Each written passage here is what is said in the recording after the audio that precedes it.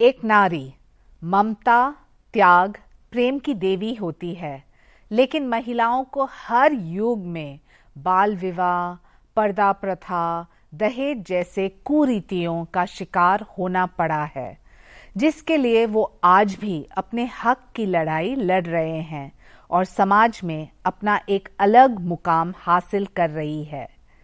इन्हीं सभी सफलताओं की कहानी पर आधारित है हमारा कार्यक्रम नेत्री, महिला सांसद और उनकी कहानियां। नमस्कार, स्वागत है आप सबका हमारे विशेष कार्यक्रम नेत्री, महिला सांसद और उनकी कहानियां। मैं हूं शाइना एनसी और आज हमारे साथ मौजूद है गोमती साई जी, जो कि रायगढ़ छत्तीसगढ़ से लोकसभा सांसद है। बहुत स्वागत है आपका। चर्चा शुरू करने के पहले उनकी जीवन के अब तक के सफर की एक छोटी सी झलक। घने जंगलों और पहाड़ों से घिरा हुआ राज्य छत्तीसगढ़। यहाँ खनिज और प्राकृतिक संसाधनों का असीम भंडार है। इन्हीं जंगलों के बीच बसा है जशपुर जिला।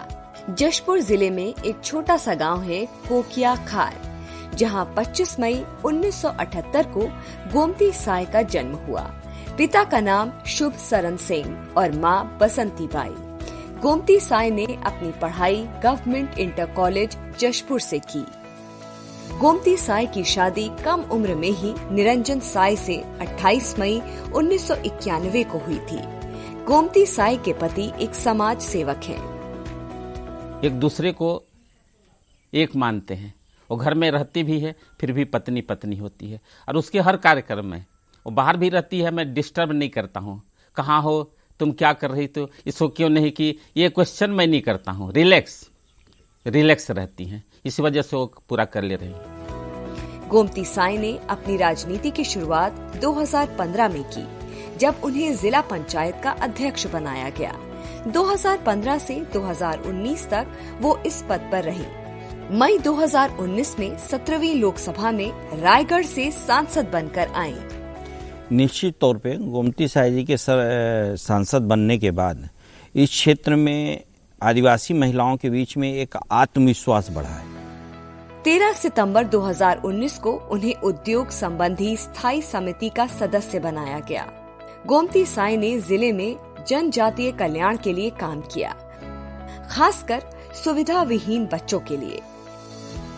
हमारा यह जो गांव है मुंडाडी, यह वैसे प्रसिद्ध तो था, यहाँ पहले से बहुत सारे नेता रह चुके हैं, किंतु महिला नेता इतने ऊंचे पद पर नहीं गए थे और ये पहली महिला है हमारे जशपुर जिले के लिए कहूँगी, जो कि सांसद महिला बनी और इससे गांव की महिलाओं को, हमारे पूरे जशपुर जिले को बहुत प्रेरणा मिला। गोमती साई एक सामान्य घर से आती हैं, लेकिन ऐसे परिवार से जिसका समाज सेवा में बड़ा योगदान रहा है। शादी के बाद भी अपने खेतों में काम करना, घर को संभालना सब किया। आज सांसद बनने के बाद भी गोमती साई अपने खेतों में कभी कभी काम करते देखी जा सकती है। और अब भी कई अनसुनी अनकही बातें हैं जो दुनिया को बताने की आवश्यकता भी है, और मैं मानती हूँ कि क्योंकि ये उनका पहला स्टूडियो इंटरव्यू है, बहुत ही दिलचस्प रहेगा। नमस्कार गोमती जी। आप सबको मेरा नमस्कार। तो ये आपका सबसे पहला स्टूडियो इंटरव्यू है, कैसा लग रहा है आपको?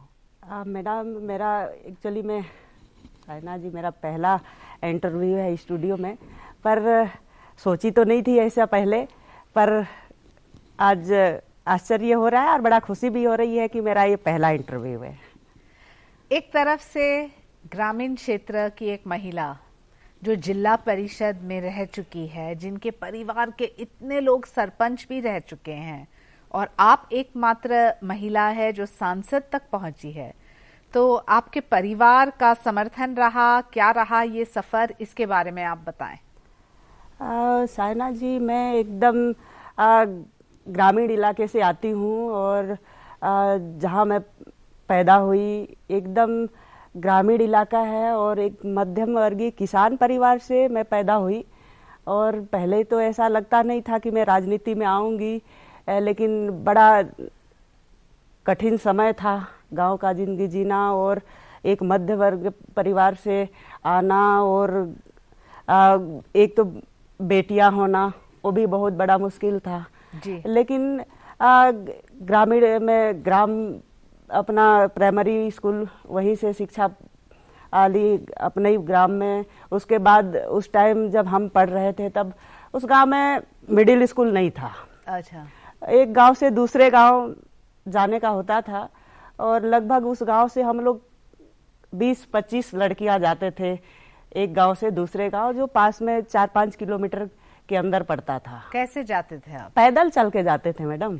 उन दिनों साइकिल भी नहीं? उन दिनों तो साइकिल बड़ा मुश्किल से देखने के लिए गांव में मिलता था। अच्छा। पर हम लोग ऐसे ही मतलब रात का बनाए हुआ खाना को बचा रहता था, सुबेरे खा के जाते थे स्कूल। हाँ, पढ़ने के लिए वो भी पैदल जाते थे और खूब लंबी कतार था लड़कियों का। तब हम लोग जाते थे एक गांव से दूसरे गांव स्कूल पढ़ने के लिए।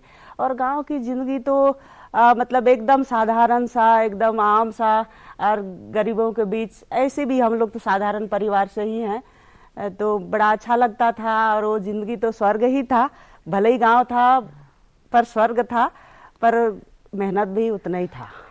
सुना है कि आपका घर तो जंगल में है और वहाँ 25 बंदर है और कभी कभार हाथी भी आते हैं और हाथी की समस्या बहुत बड़ी है वहाँ पर। मैडम देखिए, जंगल के बीच में है अपना घर और जंगल के अंदर में है, हाथी भी आते हैं वहाँ और बंदर भी आते हैं, पर कभी ऐसा नुकसान हाथी नहीं किया।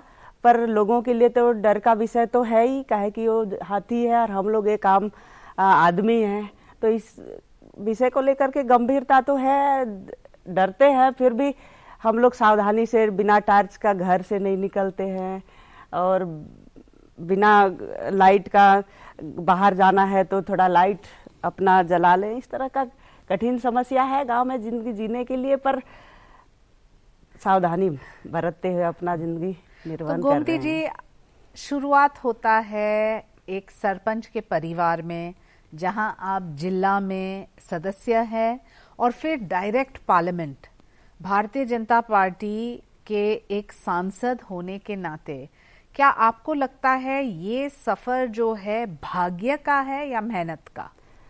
मैडम, मैं तो इसको भाग्य से ज्यादा अपना कर्म को मानती हूँ।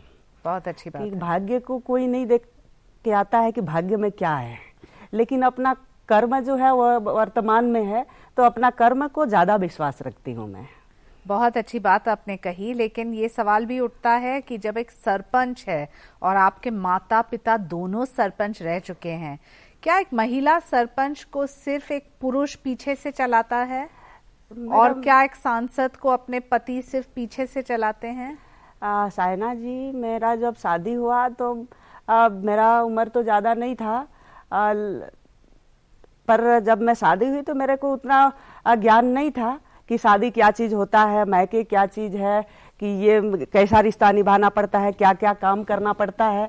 लेकिन जब शादी हो गया तो स्ट्रगल बहुत था। मेरा जॉइंट फैमिली था ससुराल में, पर मायके से मैं उतना सीख के आई नहीं थी, काहे कि मैं 7वीं क्लास की परीक्षा लिख करके मेरा शादी हो गई थी। तब मैं शादी का मायने भी नहीं समझ रही थी। क्या था आपका उम्र? उस टाइम मेरा उम्र हो रही थी 16वां साल में मेरा शादी हुआ था। पर जब शादी होके आई ससुराल तो ज्वाइंट परिवार था, लगभग हम लोग के परिवार में 25 लोग रहते थे जी। और वहाँ सेटल हो पाना, और मायके का अलग था, ससुराल में अलग सीखना पड़ा। मायके एक मध्यम वर्ग परिवार था, पढ़ाई परीक्षा ली करके शादी हुई थी और वहाँ भी उतना काम सीख के नहीं आई थी। और एक उसके बाद जो नया जवाबदारी मिला ससुराल में तो बहुत ही कठिन था मेरे लिए। खाना बनाने तक नहीं आता था पर वही रख के अभी आप उनको सिखा सकते हैं कि पार्लियामेंट में बात कैसे करना है। ये कितनी बड़ी उपलब्धि है।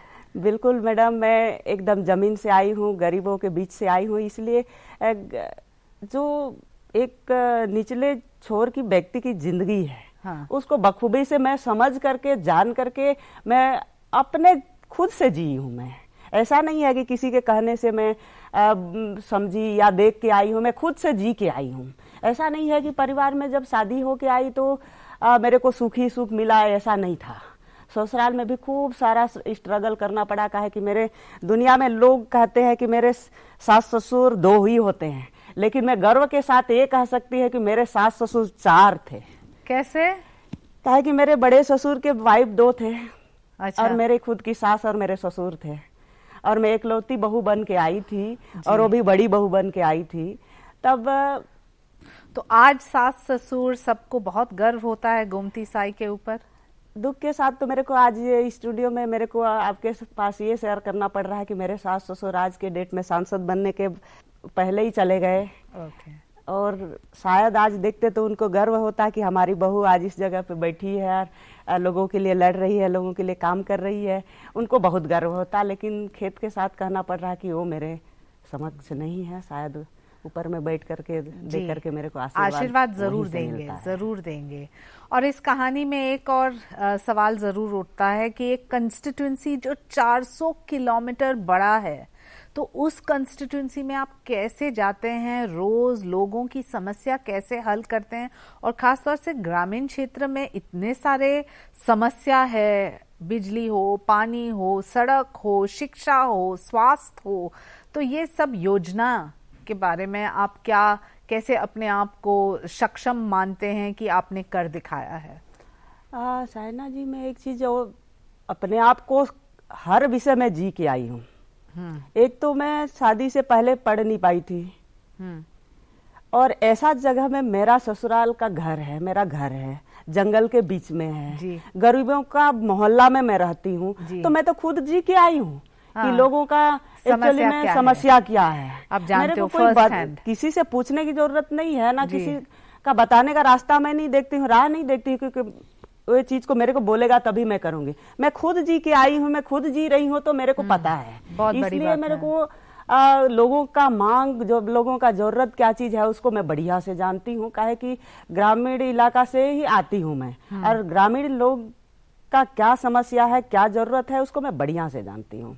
इसीलिए किसी का कहने का रास्ता मैं नहीं देखती हूँ, अपने खुद से बोलती हूँ, मैं खुद से आवाज उठाती हूँ उनके लिए कि लोगों के लिए ये जरूरत है, बिजली जरूरत है, पानी जरूरत है, शिक्षा जरूरत है।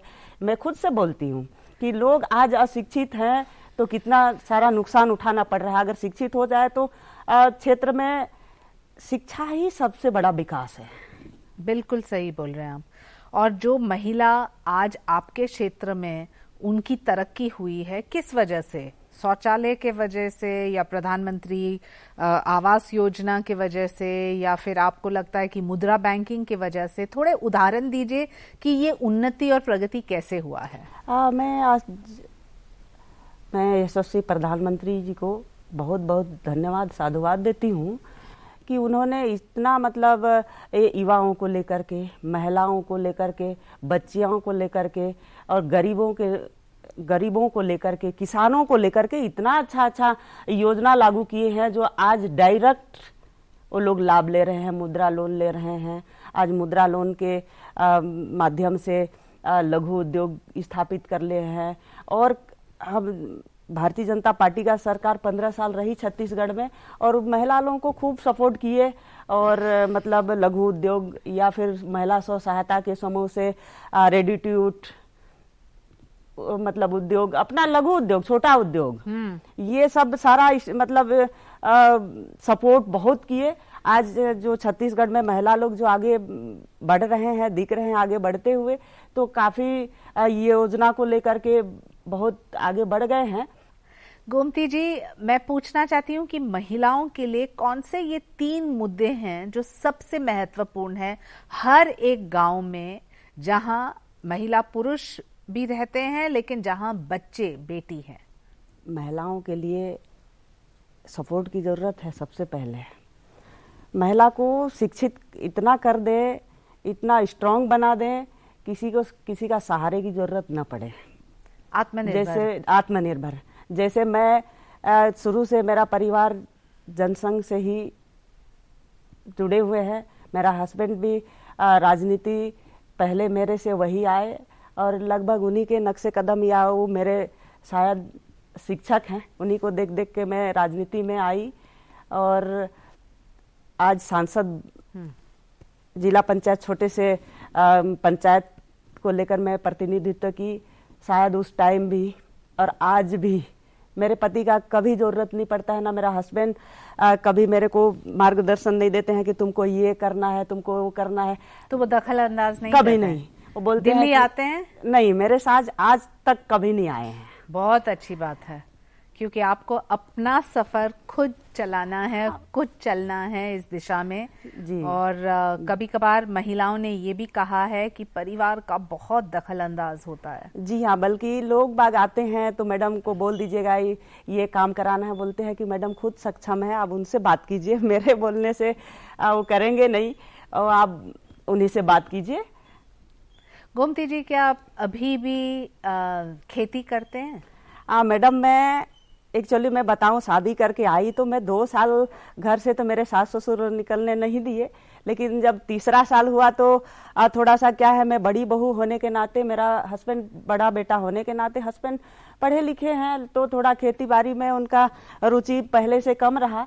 लेकिन मैं जब घर थोड़ा बैक फुट में आ गया आर्थिक दृष्टि से, तो बीड़ा खुद को उठाना पड़ा मेरे को। काहे कि मेरे 4 देवर थे, मेरे बड़े ससुर के बेटे लोग 4 थे, तो छोटे छोटे थे, उनके पिताजी खत्म हो गए, उनके माताजी लोग खाली 2 बच्चे थे, तो उनको पढ़ाना लिखाना भी था, उनका शादी विवाह भी करना था, तो मेरे को खुद सामने आना पड़ा। और 17 साल मैं लगातार कृषि की हूँ अपने से, कि कौन सा खेत में कौन सा धान बोना है, कौन सा खेत में कौन सा धान को बोएंगे तो कितने दिन में कटाई होगा, ये सारा काम मैं 17 साल से की हूँ। मैडम, खुद खेत जाती थी, मैं रोपा भी लगाती थी, धान भी काटती थी, धान को ढुलाई भी घर करके लाती थी। तो ये स्ट्रगल मेरा बहुत ज्यादा रहा। और मेरे देवर लोगों को पढ़ाई भी, आज वो लोग नौकरी भी कर रहे हैं, शादी विवाह भी की, उनके आज बच्चे हैं, 2-2 3-3 बच्चे हैं, बड़ा बड़ा परिवार है। तो गोमती जी, आपका पहला जो भाषण था पार्लियामेंट में, क्या अनुभव था? पहला मेरा भाषण था सायना जी, कहे कि मैं रेल को लेकर के उठाई थी, कहे कि मेरा क्षेत्र रायगढ़ जसपुर कृषि क्षेत्र है। उसमें भरमार टमाटर की खेती होता है, उसमें मिर्चे की खेती होता है, उसमें आलू की खेती होता है, उसमें हमारे जसपुर के बच्चे पूरे छत्तीसगढ़ में टॉप में हैं। अच्छा, शिक्षा में। और इस विषय को लेकर के मैं बोली थी, दलहन का खेती होता है, तेलहन का खेती होता है, तो क्यों हम लोग रेल लाइन से वंचित हैं, ऐसा मेरा मांग था कि इस क्षेत्र को रेल लाइन से जोड़ा जाए। बेशक उद्योग नहीं है हमारे जसपुर में, रायगढ़ में उद्योग है, पर जसपुर में उद्योग नहीं है बेशक, पर उसका हकदार वो क्षेत्र है। बहुत अच्छी बात आपने कही। और मैं जरूर पूछूंगी आपको कि जब एक महिला राजनीति में आती है तो वजह क्या है? सत्ता, सिर्फ शासन करना, अपने वोटर्स को रिप्रेजेंट करना, या फिर योजना बनाना पार्लियामेंट के थ्रू? सायना जी, कोई भी काम करने से पहले योजना बनाया जाता है। राजनीति करना केवल पावर ये नहीं होता है, किसी से दिल से किसी का सेवा करना हो तो राजनीति से बेहतर मतलब प्लेटफॉर्म कुछ नहीं हो सकता है। राजनीति में मैं आई हूँ, बेहतर ढंग से गरीबों का, किसानों का, बच्चियों का सेवा मैं कर पा रही हूँ तो शायद इस मंच की वजह से। शायद मैं गांव में रहती, राजनीति में नहीं रहती तो मैं सेवा नहीं दे पाती। मेरा लक्ष्य यही था, काहे कि मैं गरीबी में जी हूँ, इसलिए बढ़िया से जानती हूँ। और शायद मैं चुनाव 2005 में लड़ना शुरू की, 28 साल मेरा उम्र हो रही थी, लेकिन आज तक अगर हार नहीं हारी हूँ तो शायद उनका आशीर्वाद है मेरे साथ। और तो मैं लगातार 17 साल आप जमीनी स्तर पे काम करने के बाद आ गए, और इसलिए आपको लगता है आपका अनुभव शायद थोड़ा ज्यादा है? मैडम, मैं 17 साल लोगों के बीच में ही रही। मैं 2005 में चुनाव लड़ी, 2010 में निर्विरोध बीडीसी बन के आई, फिर 2015 में जिला पंचायत की चुनाव लड़ी, फिर जिला पंचायत की अध्यक्ष बनी, और लगातार मैं कंटिन्यू 400 से 500 किलोमीटर में लगातार दौरा करती थी और लोगों के बीच में रहती थी। मेरे को कोई भी कार्यक्रम, आज भी मैं एक सांसद के रूप में हूँ, और कोई भी कार्यक्रम होता है प्रोटोकॉल फॉलो मैं नहीं कर पाती हूँ। क्यों? इसलिए नहीं कर पाती हूँ कि आज मेरे को बुला दें तो मैं, कल का कार्यक्रम है तो आज मेरे को इनविटेशन मिल जाए कि आपको कल आना है, तो मैं हाँ बोल देती हूँ। अब मेरे को चाहे 400 किलोमीटर 300 किलोमीटर का सफर करना पड़े, पर मैं प्रेजेंट रहती हूँ। बहुत अच्छी बात है, लेकिन आपके सेहत और स्वास्थ्य का ध्यान आप कैसे रखते हैं? साना जी, जाहिर सी बात है, मैं गांव में पैदा हुई हूँ और गांव का अनाज खाई हूँ। एक मेरा जीवन शैली रहा है 5 बजे सो के उठना। ये मेरा आज से नहीं, सांसद बनी हूँ ये नहीं, मेरे शुरू से मेरा आदत है कि मैं 5 बजे सो के उठना। 5 बजे से लेकर के 7 बजे तक मैं सैर करना। मेरी खेती बाड़ी भी देखने का रहता था, तो मैं पैदल घूमती थी। 3 किलोमीटर में पैदल जाती थी, खेत को देख के आती थी कि कौन सा खेत में पानी है कि नहीं है। 7 बजे तक मैं घर वापस आ जाती थी और 8 बजे मैं अपना नित्य कर्म करके, काहे कि बर्तन उर्तन साफ तो मैं रात को ही करके रखती थी। अभी भी करते हैं? आज तो नहीं, छूट गया है, पर सांसद बनने के बाद, उससे पहले मैं करती थी। तो बर्तन उर्तन तो मैं रात को ही धो करके ठीक कर, काहे कि मेरा एस्टिमेट ही वैसे ही था, तो ऐसे ही मेरा रूटीन था। और फिर राजनीति 10 बजे से शुरू हो जाता था कि लोग का समस्या का समाधान करना, लोगों के बीच जाना। ये 10 बजे से स्टार्ट करते थे और मैं 8 बजे से लेके 9 बजे के बीच में मेरा परिवार। गोमती जी, आपका हॉबी क्या है? मैडम जी, साना जी, मेरा एक हॉबी रहा है कि मेरे को बहुत जुनून है और मैं हर क्षेत्र में हर विषय को जानने का बड़ा इच्छुक रहती हूँ। अच्छा, मेरे को हर काम करना है। अच्छा, मेरे को हाथी कैसे भगाना है वो टेक्निक भी आता है, तो वो भी तो एक हॉबी है। एक हॉबी वो भी है।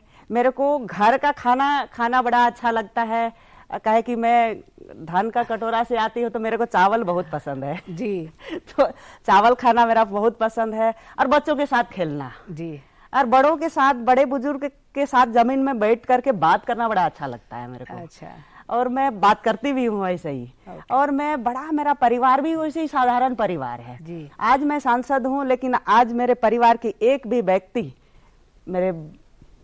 मेरी भाभी या मेरे देवरा जेठानी या मेरे बड़ी मम्मी, मेरे घर के जो सदस्य है, आज मेरा नाम एक भी जगह वो लोग नहीं लेते हैं कि मेरी बड़ी मम्मी सांसद है, मेरी भाभी सांसद है, कोई नहीं बोलता। अच्छी बात है ये। वो लोग को खाली घर से और मेरे काम से मतलब है। और अंत में एक सवाल कि जो लड़की ग्रामीण क्षेत्र से आज इस कार्यक्रम को, आपकी कहानी को सुन रहे हैं, उनको क्या संदेश आप देना चाहते हैं? क्या उनको राजनीति में आना चाहिए, और आना चाहिए तो क्यों?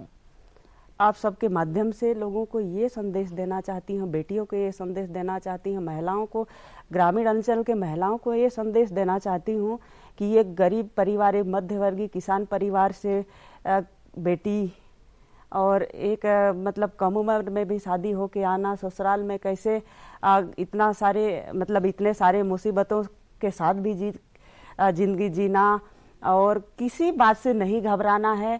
आपका एक मतलब इच्छा शक्ति होना चाहिए लोगों का सेवा करने का। आप किसी भी प्लेटफॉर्म में काम करें, मन लगा के काम करें, दिल लगा के काम करें, सेवा करें लोगों का, तो मंजिल पे आप मिल जाता है लक्ष्य। बहुत बहुत धन्यवाद गोमती जी। तो ये थी गोमती साई की कहानी। आम महिलाओं को जीवन में आगे बढ़ने की प्रेरणा देती है।